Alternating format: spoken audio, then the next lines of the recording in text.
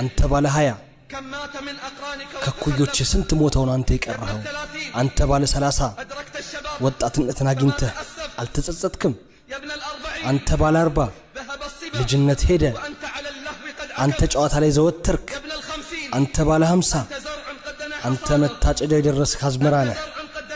አንተ መታጨደ የደረስክ አዝመራ ነህ መቶን አጋምሰሃል እስካሁን አልተስተካከልክም አንተ ባለ 60 በልና ወደ ሂሳብ አንተ የሞት ፍትጊያ ላይ ደርሰሃልና አንተ ባለ 70 ምን አስቀድመሃል ምን አዘግይተሃል